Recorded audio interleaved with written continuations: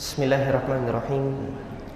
Innal hamdalillah nahmaduhu wa nasta'inuhu wa nastaghfiruh wa na'udzu billahi min shururi anfusina wa min sayyiati a'malina.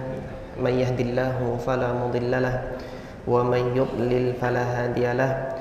Wa asyhadu an la ilaha illallah wahdahu la syarikalah wa asyhadu anna Muhammadan 'abduhu wa rasuluh. Allahumma salli wa sallim wa barik ala nabiyyina Muhammadin wa ala alihi wa ashabihi ajma'in, amma ba'd. Alhamdulillah, jamaah yang dirahmati oleh Allah Subhanahu wa taala, melanjutkan kembali pembahasan fikih kurban kita, dan insyaallah karena pekan depan itu sudah masuk pelaksanaan penyembelihan hewan kurban. Jadi pertemuan pekan ini insyaallah adalah pertemuan yang terakhir untuk pembahasan fikih kurban.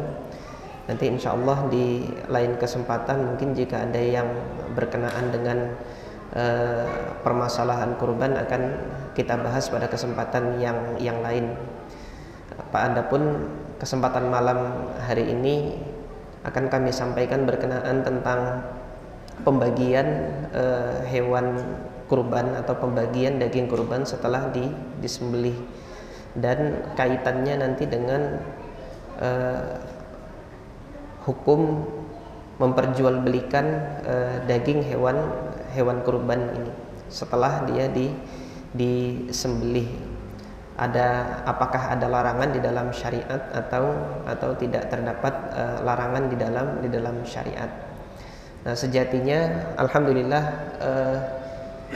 MUI Provinsi Kaltim melalui komisi fatwanya itu kemarin telah berupaya untuk menerbitkan buku saku tentang fikih kurban. Nah, saya belum lihat lagi perkembangannya apakah sudah rilis buku saku tentang fikih kurban tersebut atau belum. Tapi kemarin alhamdulillah saya juga ikut bersama dengan rekan-rekan di komisi fatwa di MUI Kaltim itu untuk membahas tentang beberapa masalah, dan kami juga diminta untuk memberikan masukan terkait permasalahan-permasalahan yang sering ditanyakan berkenaan dengan fikih kurban ini ya. Tapi perkembangannya sampai kapan, sudah terbit atau belum, saya belum tanya lagi sama teman-teman yang ada di komisi fatwa MUI Kaltim ini. Insyaallah kalau tidak salah itu sudah terbit, sudah dipublikasikan, tapi untuk memperolehnya itu di mana, nanti insyaallah saya carikan informasinya. Nah, adapun permasalahan yang insyaallah akan kita bahas pada malam hari ini yaitu terkait fikih atau pemahaman terhadap ayat Al-Quran, yaitu kalam Allah Azza wa Jal, surah Al-Hajj ayat 28 dan surah Al-Hajj ayat 36, yang mana dalam dua ayat ini Allah Subhanahu wa ta'ala telah menyebutkan golongan-golongan yang berhak untuk mendapatkan daging kurban. Di surah Al-Hajj ayat 28 Allah Subhanahu wa ta'ala menyebutkan ada dua golongan yang berhak untuk mendapatkan daging kurban, yaitu yang berhak untuk mendapat daging kurban. Yang pertama adalah orang yang berkurban itu sendiri atau yang disebut dengan sahibul kurban. Kemudian yang kedua adalah golongan fakir miskin. Ini Allah Subhanahu wa taala kalamkan liyashhadu manafi'a lahum wa yadhkuru ismallahi fi ayyamin ma'lumat 'ala ma razaqahum min bahimatil an'am. Hendaknya mereka itu menyaksikan manafi' atau manfaat-manfaat yang telah diberikan bagi mereka, yaitu berupa hewan ternak. Wa yadhkuru ismallahi fi ayyamin ma'lumat, dan hendaknya mereka itu menyebut nama Allah Subhanahu wa taala di hari-hari yang telah ditentukan. Ala ma razaqahum min bahimatil an'am, terhadap hewan ternak yang telah dikaruniakan kepada mereka. Artinya di hari-hari maklumat ini adalah waktu untuk penyembelihan hewan kurban, dan hewan kurbannya berupa hewan ternak. Ini sudah kita bahas kemarin. Syaratnya dia harus hewan ternak dari 3 jenis, yaitu unta, sapi, dan kemudian kambing. Nah, ayyamul ma'lumat dalam ayat ini adalah hari Idul Adha itu sendiri, tanggal ke-10 Zulhijjah, kemudian tanggal ke-11, 12, dan 13. Kemudian Allah kalamkan di akhir ayat surah Al-Hajj ayat 28 ini, Allah kalamkan fakulu minha, makanlah olehmu sebagian. Nah, makanlah olehmu sebagian ini adalah perintah untuk mereka yang berkurban. Hendaknya dia yang berkurban itu untuk makan sebagian dari daging hewan kurban yang ia kurbankan. Kemudian yang kedua, golongan yang kedua, wa at'imu al-ba'isa al-faqir, dan dari daging kurban itu berilah makan kepada orang-orang yang ba'is. Ba'is itu maknanya berkesusahan, hidupnya sengsara, ba'sun. Nah, kalau antum yang sudah pernah belajar bahasa Arab itu kan la ba'sa itu tidak apa-apa, artinya tidak ada kesusahan, tidak ada kesialan, tidak ada keburukan maksudnya. La ba'sa, tidak mengapa. Nah, al-ba'is itu orang yang kenapa-kenapa, orang yang dia kena perkara yang buruk, al-ba'is. Al-faqir, fakir ini secara bahasa terambil dari fakor. Fakor itu tulang belakang. Fakir itu artinya orang yang tulang belakangnya patah. Nah, orang yang tulang belakangnya patah itu nggak bisa ngapa-ngapain. Hidup sih hidup gitu kan, tapi nggak bisa ngapa-ngapain. Hidupnya itu tergantung dari uluran tangan orang lain. Ini yang disebut dengan fakir. Nah, nanti para ulama ini sebagian menggunakan menafsirkan fakir ini sebagai keadaan miskin yang parah. Artinya dia sama sekali tidak bisa menghidupi dirinya sendiri, apalagi menghidupi orang lain. Hidupnya sendiri saja membutuhkan uluran tangan orang lain. Adapun miskin, ini sebagian ulama membedakan antara fakir dengan miskin. Miskin ini dia masih bisa berupaya mencari nafkah untuk diri sendiri maupun keluarganya, namun hasilnya itu tidak cukup. Hasilnya tidak cukup untuk kebutuhan pokok ya. Karena masalah cukup tidak cukup ini kan relatif. Ada orang terpenuhi kebutuhan makannya 3 kali sehari sudah makan, tapi merasa nggak cukup aja gitu kan. Ya jelas kalau peruntukannya itu nanti untuk jalan-jalan pelesiran kemana-mana ya nggak cukup terus gitu. Cuma kategorinya miskin di sini tidak cukupnya ini adalah tidak cukup untuk kebutuhan pokok.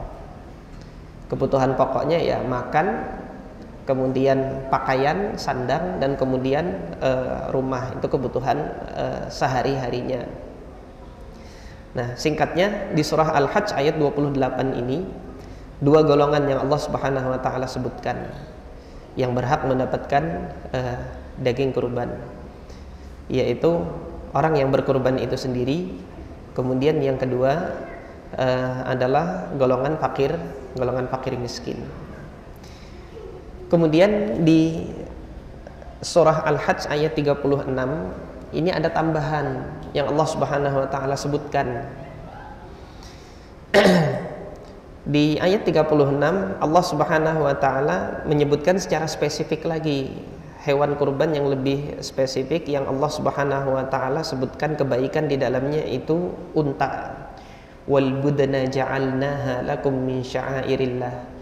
Dan unta-unta itu telah kami jadikan bagi kalian itu sebagai syiar atau tanda-tanda kekuasaan Allah Azza wa Jalla. Lakum, yang diperuntukkan bagi kalian, fiha khair, di dalamnya ada kebaikan bagi kalian.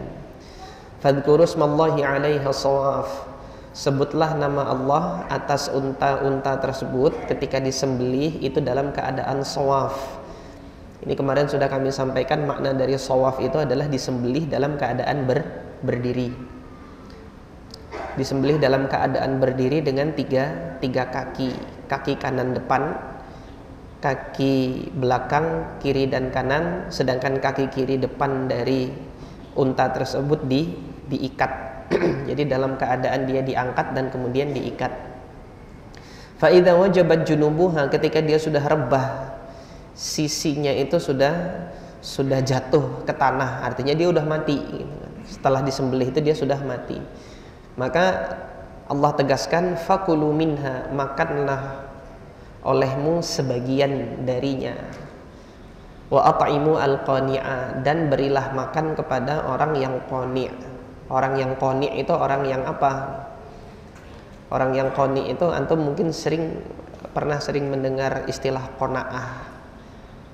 Siapa qanaah itu? Orang, wah kamu nggak qanaah sih orangnya. Qanaah itu merasa cukup. Jadi qani' ini maknanya secara bahasa orang yang berkecukupan. Dia hidupnya berkecukupan. Kalau begitu qani' ini bukan orang miskin. Yang ketiga Allah sebutkan wal mu'tar, orang yang mu'tar. Nah di sini orang yang mu'tar orang yang berkebutuhan, yaitu apa? Fakir, miskin. Nah maka dari surah Al-Hajj ayat 28 dan ayat 36 ini kita dapati bahwasanya ada dua golongan yang Allah sebutkan dua kali dan ada satu golongan yang Allah sebutkan sekali saja. Yang Allah Subhanahu wa taala sebutkan dua kali, yang pertama adalah orang yang berkurban itu. Jadi orang yang berkurban Allah sebutkan dua kali di ayat 28 dan di ayat 36. Ini menunjukkan bahwasanya hukum yang diperoleh dari kedua ayat ini sunnah hukumnya bagi orang yang berkurban untuk makan daging kurbannya. Kalau kurbannya adalah kurban sunnah. Tapi kalau kurbannya itu kurban nazar yang hukumnya wajib, maka di dalam mazhab Syafi'i tidak diperbolehkan untuk makan daging kurbannya karena dia nazar. Jadi orang yang nazar secara hukum asal, orang yang bersedekah itu tidak boleh mencicipi sebagian dari sedekahnya. Antum sedekah ke masjid misalnya, infak ya, masukkan uang ke masjid 10.000, boleh nggak 1.000-nya antum cicipin gitu kan buat bayar parkir gitu, antum ambil lagi gitu loh maksudnya? Nggak boleh. Ketika 10.000 antum masukkan untuk sedekah, sudah semuanya itu punya Allah, sebagian darinya nggak boleh. Maka hukum asal sedekah itu sesuatu yang telah antum keluarkan untuk sedekah itu nggak boleh antum ambil sebagiannya lagi. Nah, untuk kurban yang sunnah itu dikecualikan. Kurban yang sunnah dikecualikan atas dasar dua ayat ini tadi, surah Al-Hajj ayat 28 dan surah Al-Hajj ayat 36 ini. Diperbolehkan untuk makan karena diulangi dua kali, maka hukumnya adalah sunnah. Nah, pada kasus seorang yang dia berkurban tapi kurbannya itu nazar, maka kurbannya itu hukumnya menjadi wajib gitu kan. Seorang misalnya sakit gitu, berobat kemana-mana nggak kunjung sembuh gitu kan, maka dia bernazar kepada Allah, kalau dia diberikan kesembuhan dari penyakitnya ini, saya akan berkurban di tahun ini gitu. Maka hukumnya itu menjadi wajib karena dia bernazar. Nah ketika dia bernazar, dia nggak boleh mencicipi sebagian dari daging kurban yang ia kurbankan itu, karena kurbannya tadi nazar, dan nazar itu hukumnya semuanya adalah milik Allah ketika dia sudah berkurban itu. Ini tadi golongan yang pertama yang disebutkan dua kali oleh Allah di ayat 28 dan di ayat 36. Kemudian golongan kedua yang Allah sebutkan dua kali yaitu fakir miskin. Di ayat 28 disebut dengan istilah al-ba'is al-faqir. Di ayat 36 Allah sebutkan dengan istilah al-mu'tar. Allah sebutkan dengan istilah al-mu'tar. Jadi 2 kali disebut fakir miskin ini menunjukkan bahwasanya inilah tujuan dari penyaluran daging kurban. Sehingga daging kurban ini harus disalurkan kepada orang-orang fakir miskin. Nah, ini juga ditegaskan dalam hadis Ali ibn Abi Thalib radhiyallahu taala anhu bahwasanya Rasulullah Shallallahu alaihi wasallam itu memerintahkan Ali bin Abi Thalib itu untuk membagikan daging-dagingnya itu kepada fakir miskin. Wa an yaqsima budnahu kullaha luhumaha wa juludaha wa jilalaha. Itu dibagikan semuanya kepada fakir miskin. Hal ini menunjukkan bahwasanya golongan apa? Golongan fakir miskin ini wajib hukumnya dia untuk mendapatkan bagian dari daging kurban. Karena kurban ini adalah sedekah, yang sedekah peruntukannya itu secara prioritas adalah untuk orang-orang fakir miskin. Kemudian golongan yang ketiga yang hanya disebutkan di ayat 36, yang mana di ayat 28 nggak disebutkan, yaitu orang yang berkecukupan. Hal ini menunjukkan bahwasanya ibadah kurban ini, dagingnya ini masih diperbolehkan oleh Allah Subhanahu wa taala untuk dimakan, diterima, dikonsumsi orang yang dia tidak miskin. Nah, di antara hikmahnya agar di hari itu semuanya melihat manafi', semuanya menyaksikan syiar Allah Azza wa Jal yang Allah Subhanahu wa taala jadikan di hari itu. Baik yang miskin maupun yang dia tidak miskin, Allah berikan kesempatan bagi mereka itu untuk mendapatkan apa? Untuk mendapatkan bagian dari daging kurban ini. Hanya saja orang yang tidak miskin ini tidak lebih diprioritaskan.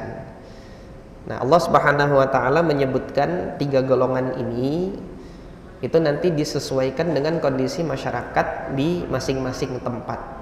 Kalau misalnya jumlah fakir miskinnya lebih banyak, nanti silahkan panitia untuk membuat porsinya itu untuk fakir miskin itu lebih banyak dari daging-daging yang terkumpul.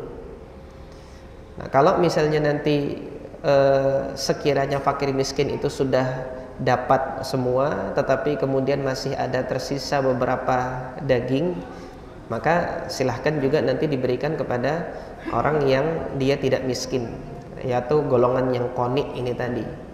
Maka yang demikian ini hendaknya nanti dimusyawarahkan di masing-masing tempat, di masing-masing lingkungan di mana nanti diadakan pelaksanaan ibadah kurban ini. Nah, kemudian terkait dengan pembagian daging kurban ini, ada pertanyaan yang seringkali ditanyakan, yaitu tentang permasalahan boleh atau tidak menjual bagian tertentu dari hewan kurban yang telah disembelih. Jadi permasalahan yang mungkin ditemui di sebagian tempat, tidak semuanya bagian dari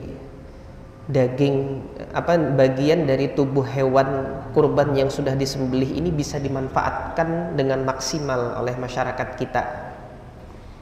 Tidak semuanya bisa dimanfaatkan secara maksimal. Ada bagian-bagian tertentu yang saya lihat itu di pelaksanaan di sebagian tempat itu hanya dibuang saja.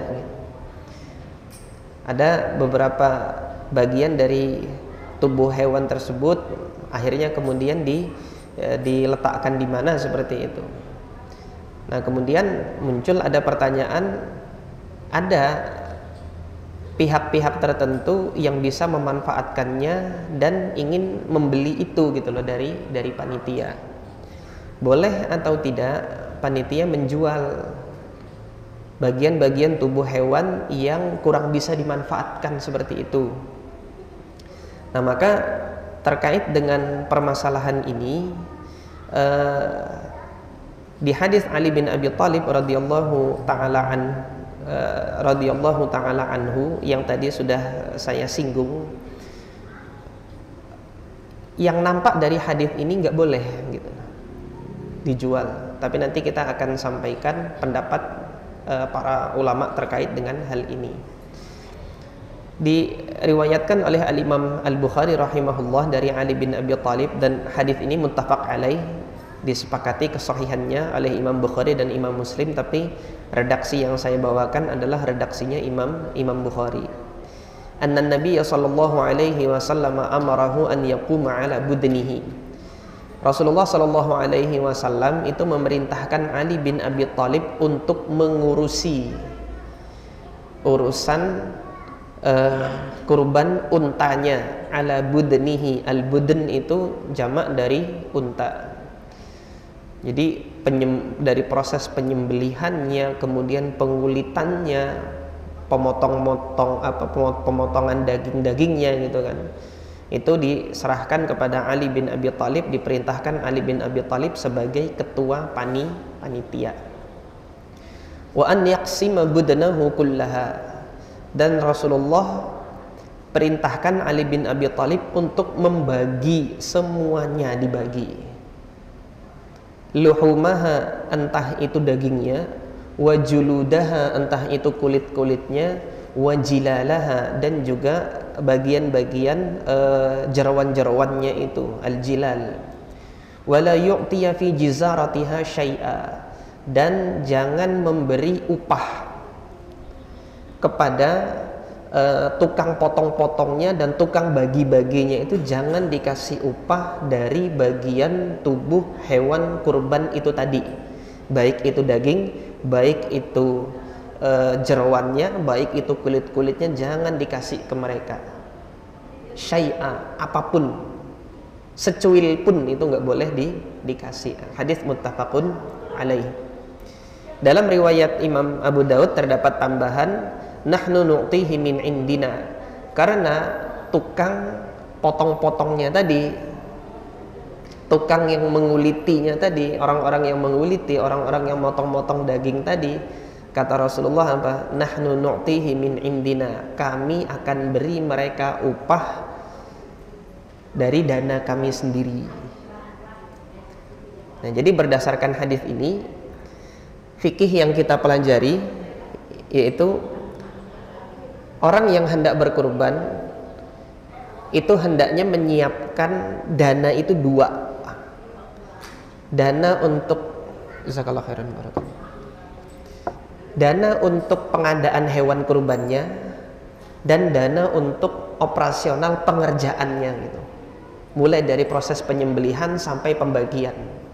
Kalau membutuhkan pekerjaan banyak orang, maka harus disiapkan dana untuk mengupah mereka.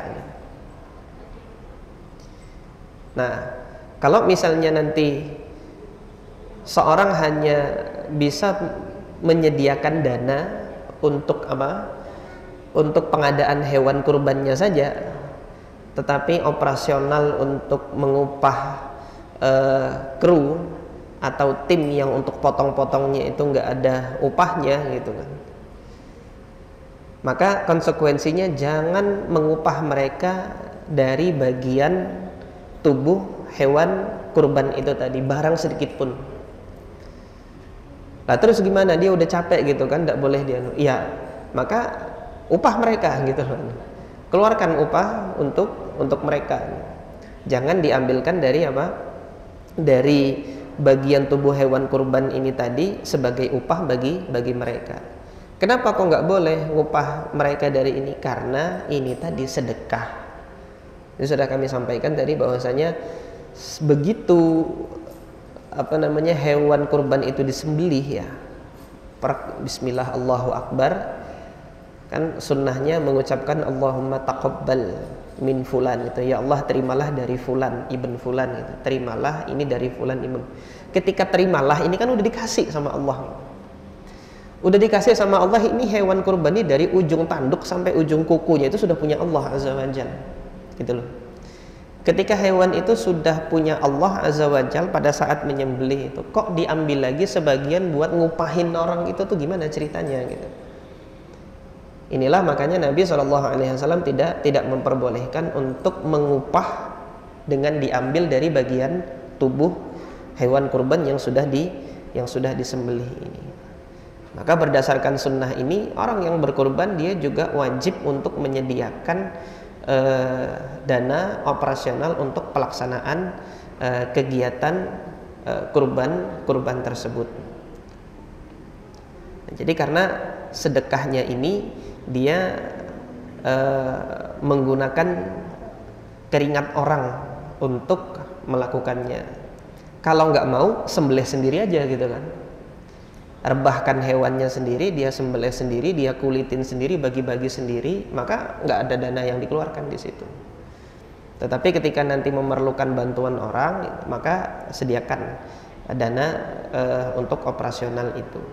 Nah, alhamdulillah ini sebagian masjid atau sebagian panitia kurban dalam pelaksanaan kurban itu di pengumumannya itu sudah merinci harga sapi sekian, kemudian operasional pemotongan, operasional panitia itu sekian, sehingga nanti orang yang ikut berserikat dalam kurban tersebut, untuk satu ekor sapi itu 7 orang, itu nanti masing-masing dari yang berserikat itu urunan dana sekian itu sudah dihitung oleh panitia kurban. Sebagian panitia ada yang demikian, yang seperti ini. Alhamdulillah ini satu hal yang baik yang dilakukan.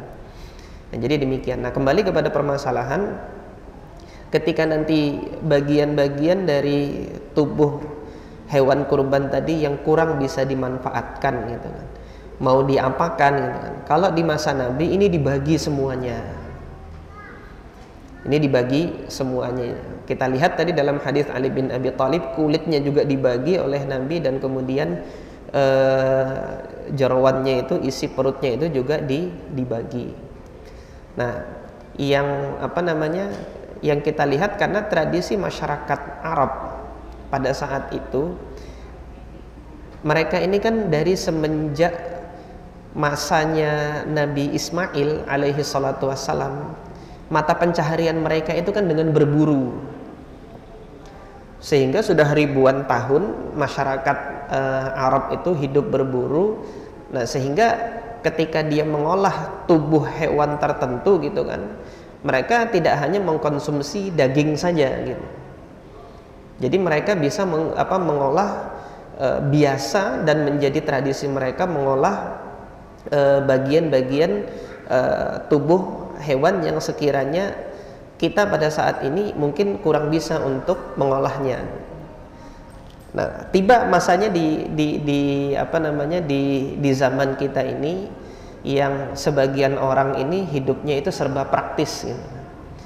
Tidak semua dari masyarakat kita ini bisa memanfaatkan atau bisa mengolah bagian-bagian tubuh dari hewan kurban ini. Ada kalanya nanti ketika nanti dibagikan, kulitnya dibagikan gitu kan di masyarakat, di RT sekitar, buat apa kulit gitu kan, nggak bisa aku masaknya gitu kan, akhirnya dibuang. Nah, yang demikian ini kan akhirnya kurang bisa dimanfaatkan. Muncul pertanyaan, kalau dijual ini bagaimana gitu kan, kalau dijual ini bagaimana? Jumhur ulama, mayoritas ulama berpendapat, ini dari 3 madhab, tidak boleh menjual bagian dari daging hewan kurban, dan larangan ini tertuju bagi orang yang berkurban. Dia tertuju bagi orang yang berkurban. Jadi orang yang berkurban tidak boleh memperjualbelikan bagian dari tubuh hewan yang sudah ia kurbankan. Dan larangan ini juga tertuju kepada panitia penyembelihan, pemotongan sampai pembagian.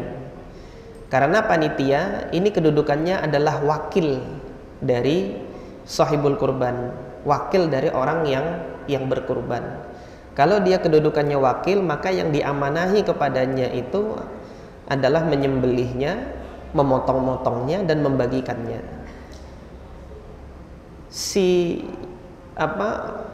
Sahibul kurbannya dilarang untuk menjual, apalagi panitianya yang dia nggak punya hak apa-apa dengan daging kurbannya, itu tidak punya hak apapun. Haknya panitia ini mendapat upah dari sahibul kurban, dan kewajibannya itu adalah melaksanakan perwakilan untuk menyelenggarakan ibadah kurban itu sampai dengan selesai. Ini kedudukannya panitia. Ini jumhur ulama mayoritas berpendapat demikian, madhab Imam Malik, madhab Imam Syafi'i, kemudian madhab Imam Ahmad ibn Hanbal. Adapun di dalam madhab al-Imam Malik, ini kutipan dari Imam Abdul Walid Al-Baji di dalam Muntaqanya. Imam Abdul Walid mengatakan, qala Malik wala yuba'u jildu udhiyatin bijildin wala ghairihi. Tidak diperbolehkan, kata Imam Malik, menjual kulit dari hewan udhiyah itu. Kalau kulit nggak boleh dijual, maka daging apalagi. Dan larangan ini berlaku bagi yang berkurban. Adapun mazhab Imam Syafi'i, sebagaimana dinukilkan oleh Imam Muzani dalam mukhtasarnya dan juga kutipannya ada dalam kata al-Imam Syafi'i, wa mana'na al-bai'a ala aslin nusuki annahu lillah. Kami melarang untuk menjualnya itu karena asal hukumnya ibadah kurban itu adalah nusuk. Nusuk itu ibadah sembelihan annahu lillah, yang sudah menjadi milik Allah. Setelah disembelih itu punya Allah. Kita nggak boleh ngapa-ngapain sesuatu yang sudah menjadi milik Allah Azza wa Jalla. Nah, dalam madhab Imam Ahmad bin Hanbal, Imam Ibnu Qudamah mengutip bahwasanya Imam Ahmad mengatakan la yabi'uha wa la yabi'u syai'an minha. Tidak boleh diperjualbelikan dan tidak boleh menjualnya, bahkan tidak boleh menjual bagian apapun darinya. Ini ditegaskan oleh Imam Ahmad ibn Hanbal demikian. Lah, yang belum saya sebut tadi mazhabnya Imam Abu Hanifah. Tanyanya nanti, Imam Abu Hanifah gimana? Imam Abu Hanifah memberikan rukhsah untuk menjual, tapi nggak secara mutlak. Tidak secara mutlak. Ada syaratnya. Syaratnya apa? Hasil penjualan sedekahkan. Jadi intinya mazhab Imam Abu Hanifah boleh dijual dengan syarat hasil penjualannya itu disedekahkan. Nah, hal ini dinyatakan oleh para a'immah Hanafiyah, diantaranya Al-Imam Syamsul A'immah As-Sarkhasi dalam kitab beliau Al-Mabsut. Beliau mengatakan fakadzalika yukrahu lahu an yabi'al jilda. Makruh pula hukumnya itu untuk menjual kulit. Fa in fa'ala dzalika, kalau dilakukan hal tersebut, yaitu kulitnya tadi dijual, tasaddaq bithamanihi, maka hendaknya disedekahkan hasil penjualannya itu. Kama law ba'a syai'an min lahmiha, sebagaimana juga kalau dia menjual sebagian dari dagingnya itu, maka sedekahkan, disedekahkan hasil penjualannya. Maka ketika kita peroleh pandangan dari mazhab Imam Abu Hanifah, sebenarnya mazhab Imam Abu Hanifah dengan jumhur ulama ini sama. Samanya di mana? Tidak boleh mengkomersilkan harta yang sudah diinfakkan, dinyatakan, diserahkan kepada Allah Azza wa Jalla. Jadi begitu sudah disembelih ini kan, taqabbal, terimalah ya Allah, ini dari kami, maka itu sudah jadi punya Allah Azza wa Jalla.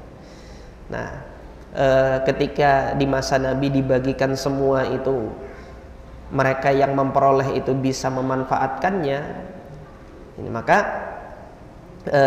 hal tersebut tidak menjadi masalah. Nah, mungkin di zaman kita ini karena tidak semua elemen masyarakat ini bisa atau punya keterampilan untuk mengolah bagian-bagian tertentu dari tubuh hewan kurban ini. Kalau nanti sahibul kurban atau panitia nanti menjual, yang mana hasil penjualannya itu untuk disedekahkan, maka hal itu boleh. Tapi kalau hasil penjualannya untuk dipakai makan-makan sama-sama, ini ngambil upah namanya. Itu yang demikian ngambil upah. Maka nanti untuk dana untuk makan sama-sama ini dialokasikan dari dana operasional gitu. Dari dana operasional, jangan diambilkan bagian dari tubuh hewan kurbannya itu tadi ya. Kalau bagian tubuh hewan kurban ini tadi sudah diperoleh masing-masing oleh yang berhak gitu kan, dan orang yang berhak ini tadi ada kesepakatan untuk menjadikannya makan sama-sama, silahkan itu. Asalkan bagian daging kurbannya tadi sudah diperoleh oleh orang yang berhak gitu. Jadi serahkan dulu kepada orang yang berhak gitu kan. Nanti masing-masing dari yang berhak yang dia sudah mendapatkan bagian, maka ketika dia mau dipakai makan sama-sama atau nanti bagaimana itu terserah, asalkan sudah diserahkan kepada yang berhak masing-masing. Nah, terkait dengan permasalahan ini tadi, maka kesimpulannya adalah yang saya pegang, artinya kalau memang keadaan memaksa, daripada bagian dari tubuh hewan kurban tadi tidak termanfaatkan dengan maksimal, dan diantara cara untuk bisa memanfaatkan bagian tubuh hewan kurban yang sekiranya tadi berpotensi untuk dibuang, diantara caranya adalah dengan menjualnya, maka boleh untuk menjual, tapi dengan syarat hasil penjualan itu harus disedekahkan. Hasil penjualan itu harus disedekahkan kepada fakir miskin. Dengan demikian gitu kan, pemanfaatan dari bagian tubuh hewan kurban itu lebih maksimal lagi daripada ketika nanti diserahkan begitu saja, orang yang menerima nanti malah membuangnya begitu saja. Kalau dikoordinir oleh panitia untuk dijual dan hasil penjualannya nanti disedekahkan, ini lebih bermanfaat insya Allah bagi fakir miskinnya.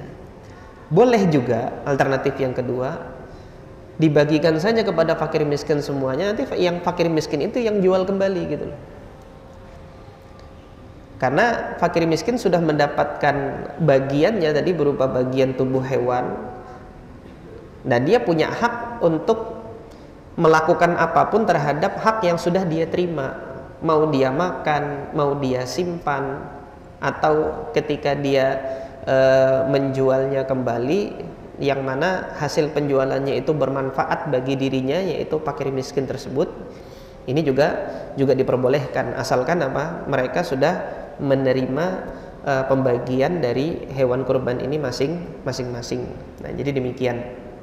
Nah, masih terkait dengan permasalahan ini, yang ditanyakan tadi, apakah panitia didasarkan pada hadis Ali bin Abi Thalib ini tidak boleh menerima sama sekali gitu, bagian dari daging kurban ataupun tulangnya ataupun kulitnya, itu nggak boleh nerima sama sekali.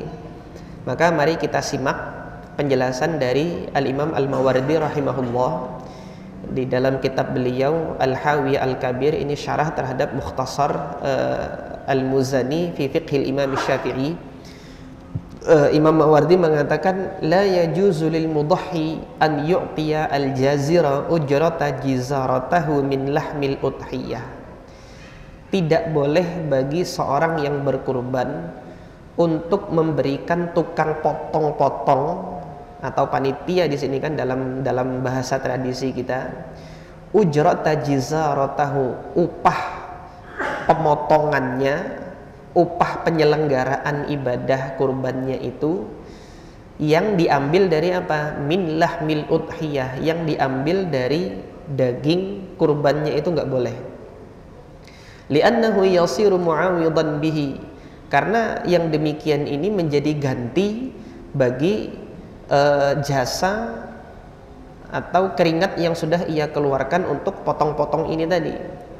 Wali anna Rasulullah sallallahu alaihi wasallam naha 'aliyan anhu, karena Rasulullah sallallahu alaihi wasallam telah melarang Ali bin Abi Thalib dari hal ini. Itu yang disampaikan dalam hadis tadi.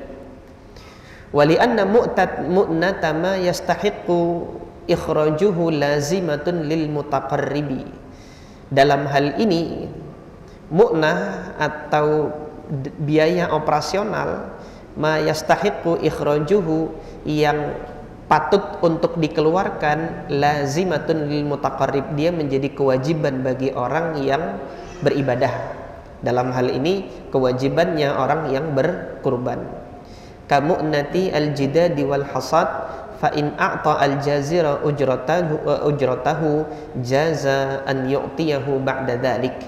Nah, kalau panitia, jadi tukang potong-potongnya ini sudah diberikan upahnya, dia sudah menerima upahnya gitu kan, panitia sudah menerima upahnya masing-masing, jaza an yu'tiyahu ba'da dzalika min lahmiha shadaqatan, maka boleh panitia itu untuk mendapatkan bagian dari dagingnya dalam bentuk apa? Sedekah, sebagai sedekah.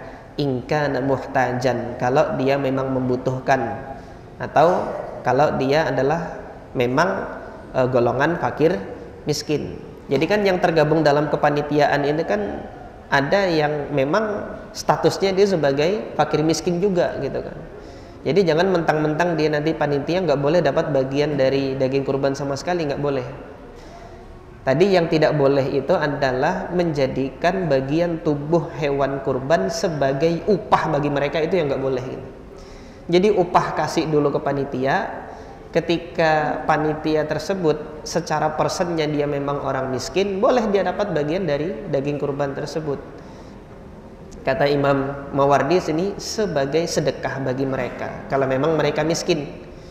Tapi kalau panitia misalnya nggak miskin gitu kan, apa boleh juga dia dapat bagian dari daging kurbannya ini tadi? Boleh juga, dengan catatan apa? Sudah memperoleh upahnya, sudah dikasih upahnya, dan dia boleh mendapatkan bagian dari daging kurbannya dalam bentuk apa? Kata Imam Mawardi, au hadiyatan, sebagai hadiah. Ingkana mustaghniyan, kalau dia bukan orang miskin. Ketika dia bukan orang miskin, panitianya dia bukan orang miskin gitu kan, boleh dia mendapatkan bagian dari daging kurban itu sebagai bentuk hadiah bagi mereka. Hadiah yaitu pemberian secara umum bagi mereka. Jadi saya ulangi sekali lagi, yang tidak boleh dari hadis Ali bin Abi Thalib tadi menjadikan upah bagi panitia itu diambil dari bagian tubuh hewan kurban. Ini nggak boleh. Yang boleh adalah apa? Panitia itu boleh mendapatkan bagian tubuh hewan kurban dengan catatan bukan sebagai upah, tetapi sebagai pemberian bagi mereka. Kalau dia miskin maka pemberiannya namanya sedekah. Kalau dia bukan miskin, pemberiannya yaitu dalam bentuk hadiah atau pemberian secara umum. Sedangkan upahnya dia tetap diupah dengan dana yang diambil bukan dari bagian tubuh hewan kurban itu tadi. Mungkin ini saja yang bisa kita pelajari pada kesempatan malam hari ini. Mudah-mudahan Allah Subhanahu wa taala mencatat apa yang kita pelajari ini sebagai pemberat timbangan amal soleh kita di akhirat kelak, dan mudah-mudahan Allah Subhanahu wa taala menganugerahkan ilmu dan amal soleh bagi kita dan kita tetap istiqomah untuk taat di jalan Allah Azza wa Jal, tetap istiqomah untuk bersemangat menghidupkan sunnah-sunnah Nabi SAW, terkhusus dalam momentum yang akan segera kita sambut ini, yaitu penyelenggaraan ibadah kurban ini.